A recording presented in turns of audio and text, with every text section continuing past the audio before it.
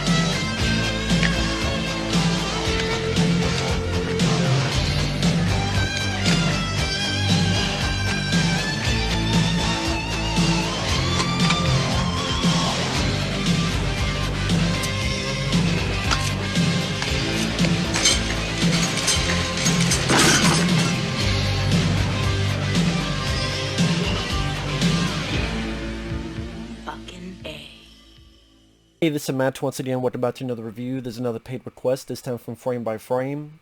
And again, it's early in the morning, so you may hear my neighbor's roosters greeting you as well. And Frame by Frame requested a review for Tomorrowland.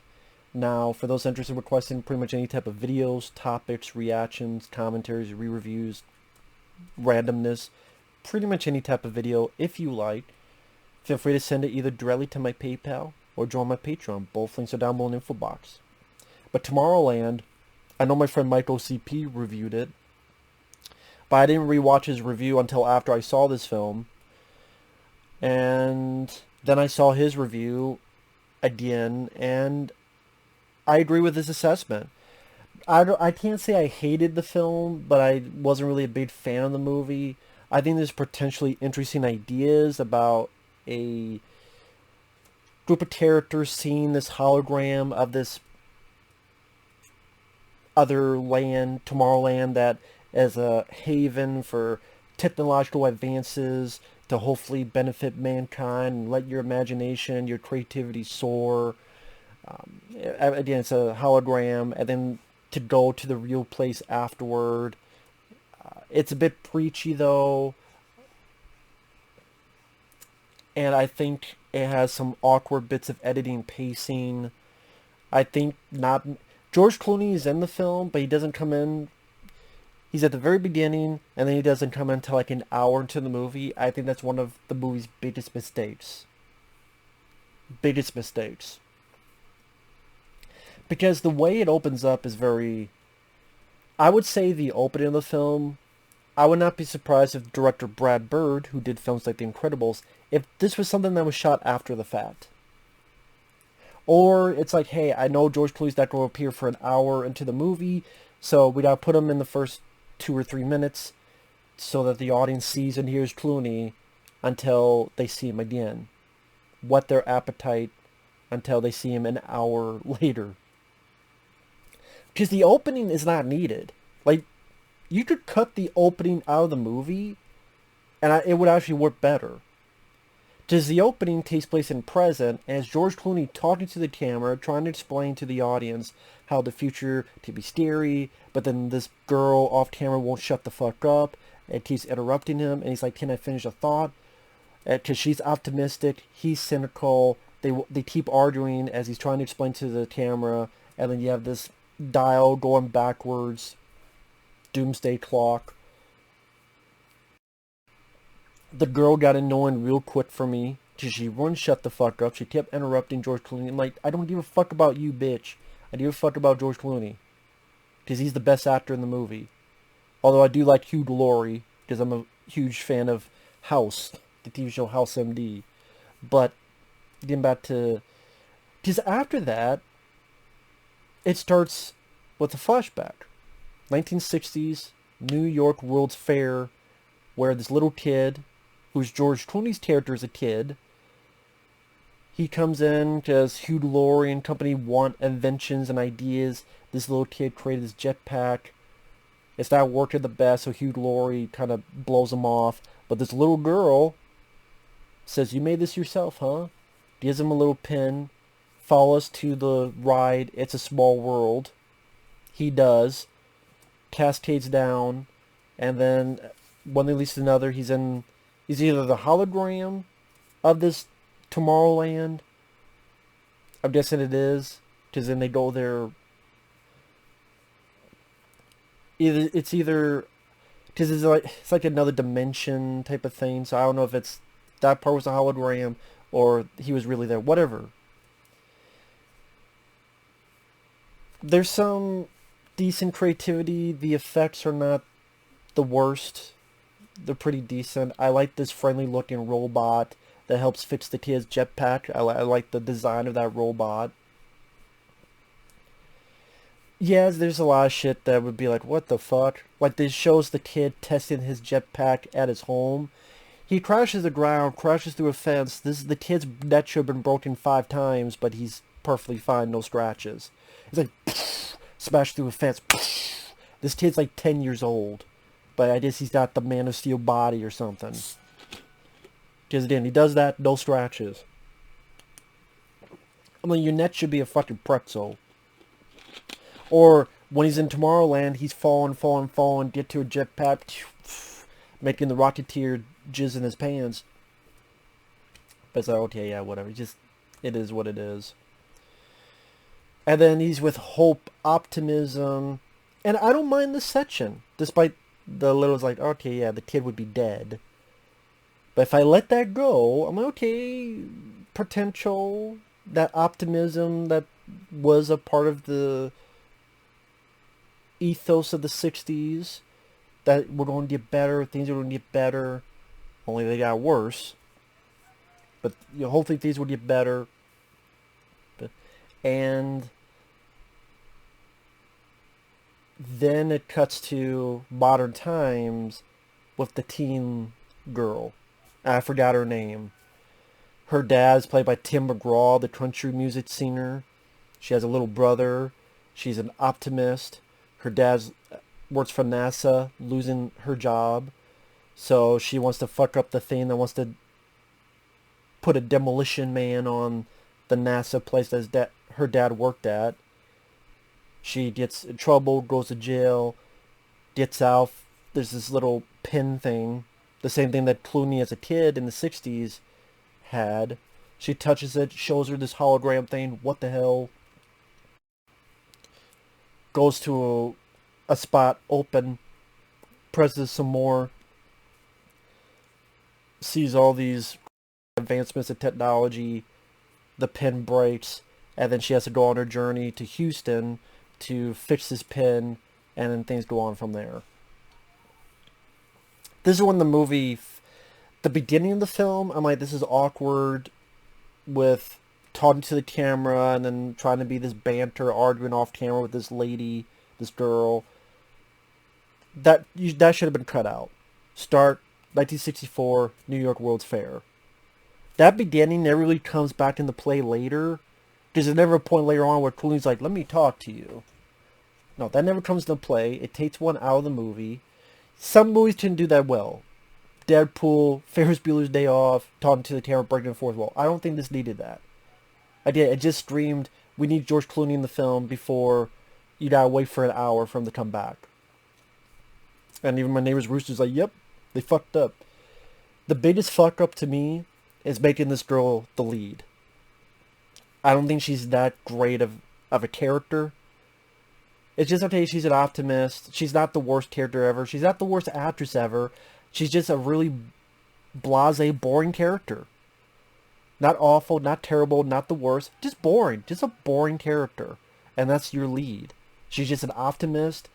Never give up optimist. And that's her power. Like, that's her whole character. And that's part of the reason why it makes her so damn boring. There's no arc. There's no story for her character. That's why George Clooney, not just because he's a better actor, but there's more of an actual story to his character.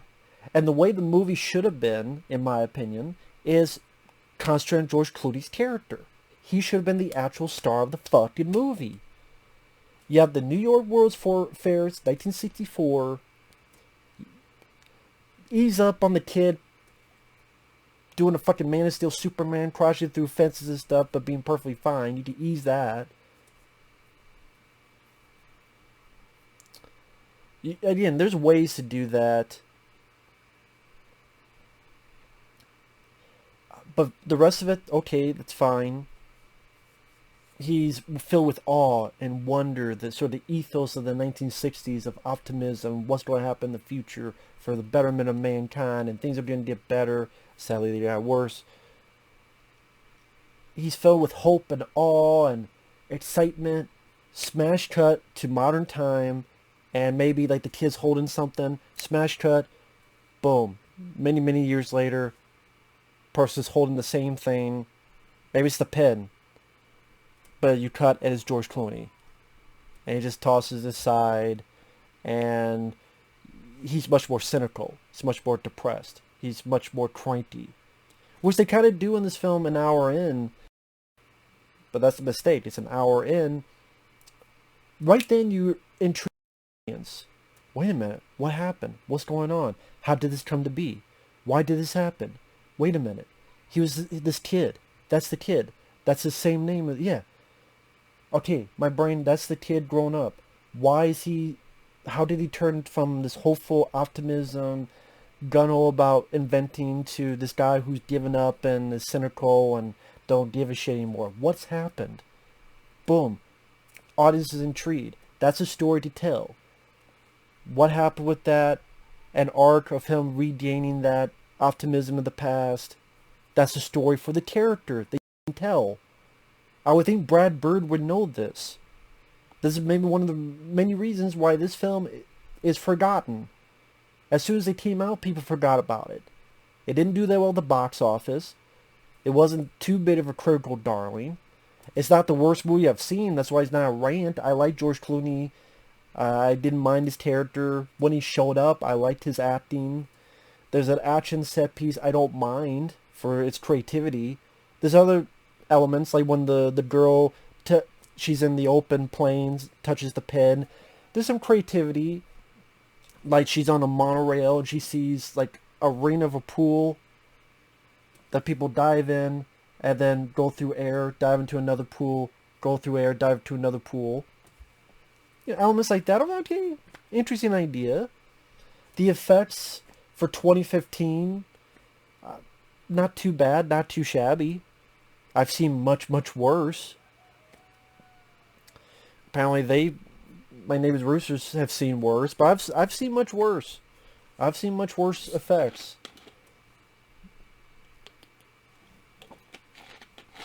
But it's just this lead girl is not that interesting of a character.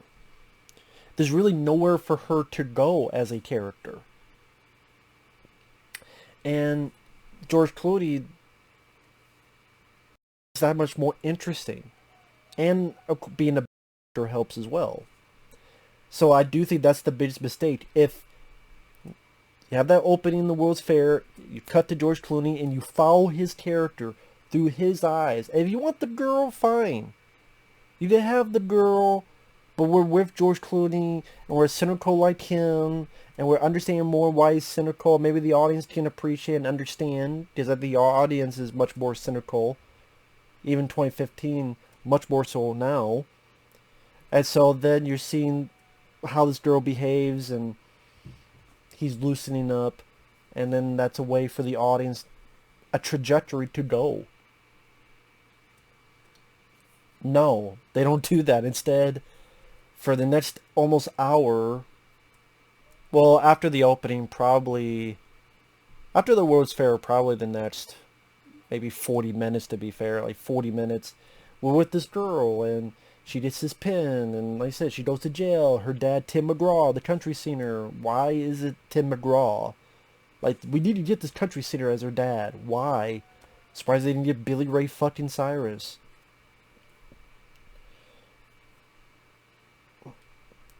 The pin's broke. Where can I get it? I need to go to Houston. and did it at the sci-fi shop. Oh, there's Keegan-Michael Key. Anytime I see Keegan-Michael Key nowadays, I'm going to be wary on the project. He was in Playing with Fire with John Cena. He was in The Predator. He's in this movie.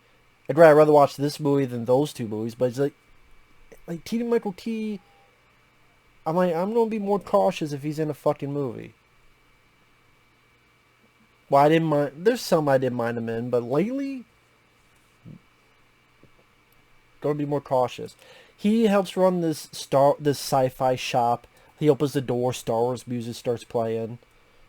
And oh, one thing I didn't mention, when that little girl in the World's Fair went up to George Clooney's character when he was a kid, I went there and I said, this girl's a robot. I would bet money this girl's a robot. Because she was emotionless, and the way she acted was off, and then this is a movie about all this technological advances. I'm like, okay, she's a robot. She's going to be a robot. And lo and behold, she's a robot. Big fucking surprise. Not really. And you kind of found Keegan-Michael Key and the girl this lady who owns the sci-fi shop, they're robots too. And they're trying to kill our lead teen girl. And the little girl thinking she's fucking, oh, what's her name from Logan? I don't know why can't I remember her fucking name in Logan. Trying to fight like her. You're fighting, whatever, I don't give a shit. Because I'm not invested. I don't care about this girl. I don't care about what's going on. I don't care about the story. I don't even care about the teen girl. I'm not invested in the story so far. I'm sorry. Because I don't care about this lead. I don't care. So there's a battle that happens. They have to get the fuck out of there. The shop gets blown up. The little robot girl leaves the teen girl somewhere.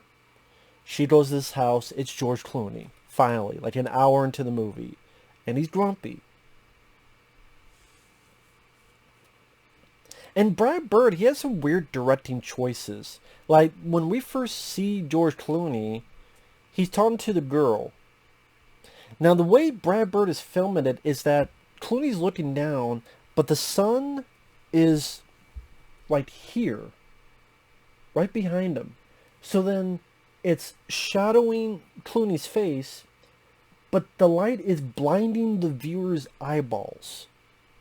Why would the fuck would you film a scene where the sun is barely concealed that is blinding our eyeballs? If you want Clooney in shadow, there are better ways to do it. He could literally be by the doorway in shadow. And if she tries to walk closer, he puts his hand up. That's a way to do that. Keep your shadow on the face, but not blind the fucking viewer with the goddamn sun right here, blaring into your eyes. Because you look at George Clooney, but you're squinting because, like, oh, we want to be in the point of view of the teen lady. I don't need to be fucking blinded by your fucking flick, Brad Bird. Overrated director. I said it. The Incredibles, I'm sorry. I think there are better Pixar movies, like Wall-E, Finding Nemo, in my opinion. His Mission Impossible film, I thought was one of the worst ones. I much prefer Rogue Nation. I much prefer Fallout. I much prefer the first one. Yes, even the third film. But Ghost Protocol, the one Brad Bird did, I think is one of the worst Mission Impossible films. In fact, I would say it's my least favorite. I would rather watch Mission Impossible 2 with John Woo than that fucking movie. Ghost Protocol, I think sucks. I think it's the... Again, I like the first one. I like the third one. I really like Rogue Nation. I really like Fallout. Fallout was great. But I think Brad Bird directed the worst one. That's my opinion. If you disagree, that's cool. We agree to disagree. And this film wasn't really that impressive. Didn't really open up many doors, blow people's minds. Yes, there's semblance of a story that keeps me a little bit intrigued in the fact of with George Clooney's character. And him being angry at this little girl, being lied to by this robot girl, and you didn't tell me who you really were, and you led me to believe this lie, and so many of my years in my life were gone, and I feel fucking stupid. And she's like, well, you're not stupid. And he was thrown out, and this device plot to the destruction of the world. And to me, the best scene in the movie happens where these robots attack Clooney's place, and George Clooney has all these futuristic booby traps. Like this handheld portal, and this stuff that will stick them to the wall, or these lasers, as if it was the Resident Evil movie, to cut them up to pieces. I thought that was a fun sequence. I think Clooney does a good job in the movie, showing the cynicism. Again, I always liked him as an actor. From Dusk Till Dawn's my favorite. I even like The Peacemaker, Michael Clayton. I just liked him as an actor.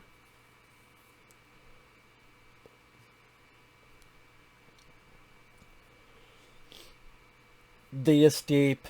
They meet up with Robot Girl. The three of them go to this place, teleport to the Eiffel Tower, and then they go to Paris. Eiffel Tower in Paris. And then apparently there's a shuttle in the Eiffel Tower, and they take the shuttle to go to the real Tomorrowland. Because the stuff they saw was a hologram. They go to the real one, and it's all run down. Because back in the day, kind of like the movie Paycheck, which I would say I prefer that more than this. That's another sci-fi movie where at the end of the day, it's about this device that was made that's going to cause the destruction of the world because you see into the future. But the thing is, when you see into the future, it's a self-fulfilling prophecy that because you see the destruction, that was caused by us because we saw the destruction. That's what I mean, self-fulfilling prophecy. We just deal with the fact that the world's going to end no matter what, which causes the end of the world. And then our characters realize we need to destroy this machine because it's kind of, the signal is messing with people's heads. And Hugh Laurie is the villain. There's a part of me that doesn't I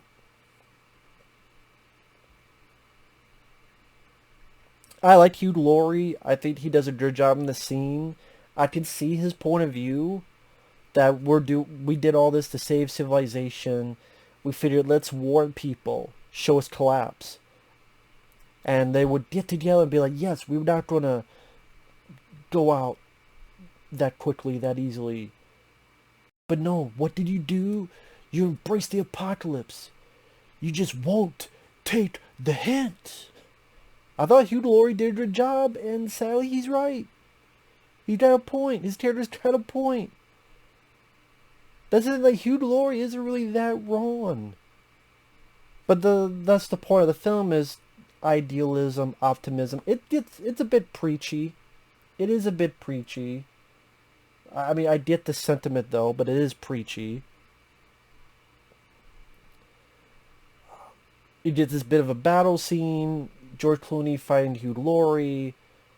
The robot girl hacked into one bigger robot to fight another bigger robot. They had to destroy this thing.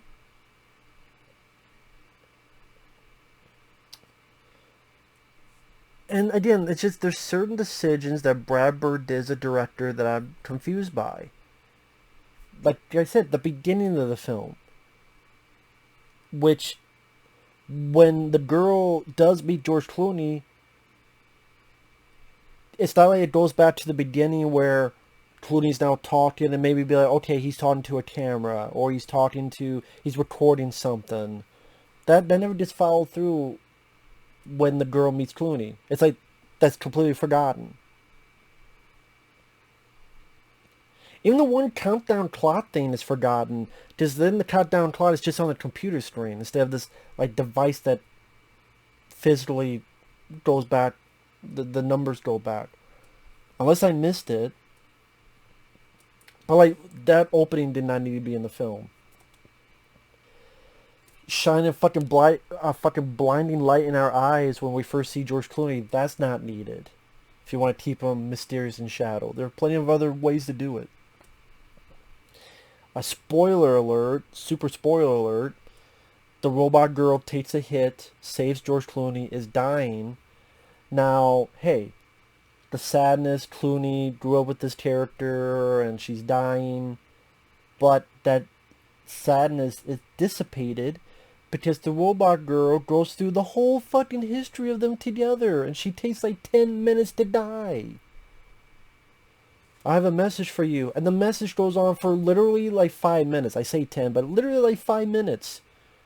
It's like a 5-minute death scene. I was ready for it to be like fucking Tropic Thunder. With the movie within the movie at the beginning when Ben Stiller has no arms and Robert Downey Jr. is crying. Almost remind me of that. You can't... I'm going to go through this part of the history, and this part of the history, and this part of the history. I'm like, how long is this fucking death scene? By the time you die, you could have written a fucking book. I could have watched another movie by the time this death scene ends. Again, decisions like that, and then again, don't make George Clooney the lead, like I said, where we follow his point of view of the cynical person regaining his optimism, because that's supposed to be the point of the movie, is regaining optimism, and then at the end they bring these people in, and let's really make this a thing, and the betterment of mankind, which is a noble intention, kind of like early days of Star Trek, to be in the future where there's no, that we've grown up. For me, my cynical nature is not a realistic notion, because I think humanity, there's a lot of good people, but humanity itself is very flawed and will always be very flawed. Because, what was the phrase? A person can be good, but people can be scared and paranoid. What Tommy Lee Jones says in the first Men in Black. And I agree with that. Now, again, the movie, the effects are fine. Some better than others. I'm not really going to complain about that. There's interesting notions of ideas. It's weird to do a movie based on Tomorrowland. I mean, isn't that part of Epcot Center of Disney World? Isn't that the place no one really... Like, if Disney World, people want to go to MGM Studios or, the place with the castle. I don't want to go to Epcot Center. I don't want to go to the fucking thing with the giant golf ball. Great, I didn't mind. I went there one time when I was a kid. I've only been to Disney World one time. There was always a time I wanted to go back one day. Not now, but because that was like when I was maybe 10 or something. I barely remember much about it. But it seemed like the notion of the three places, Disney World. Oh, I don't want to go to Epcot Center, and that's like the movie you're basing some of it on, Tomorrowland. Maybe it's not Epcot Center. I'm probably wrong. I can't remember. Maybe that's not. Maybe that's another thing. God, it's been so fucking long. It's been so fucking long, I can't remember. So, forget everything I just said. I just wanted to take a shot at Epcot Center. But maybe as an older, I would appreciate it more. I don't know. It's just weird to base it on that. Tomorrowland, and again, I think it's interesting ideas, but not put together into a satisfying concoction. The lead girl didn't do much of anything for me. I didn't give a shit about her character. I didn't give a shit about her plight. I think the acting was average at best. The little girl, she's trying to act like a robot. At times it comes off rather goofy. When she's fighting doing this, I'm like, you like Astro Girl? Astro Boy, Astro Girl. I just didn't care. When George Clooney was on the screen, I think the film got better, more interesting, but then it got a bit preachy, and I get the idea, still came out preachy, and then again, some of those things I mentioned about the very beginning not being needed. I just wasn't really pulled into the story, I wasn't really pulled into the plot, and I think if you took some things out, and you concentrate more on George Clooney's character and that arc of his character, I think you would have a more satisfying movie. But we get in this phase that people think we need kids as the lead. We need a teen as a lead. We can't have an adult as the lead in this kind of movie. I'm like, really? That's how it was back in the day. There were movies with kids in it, but the adults were more of the star. Nowadays, no, people don't want to see old people. Apparently, he doesn't want to see old people, but some people do. And if your story, your characters work, then it's fine, regardless of age.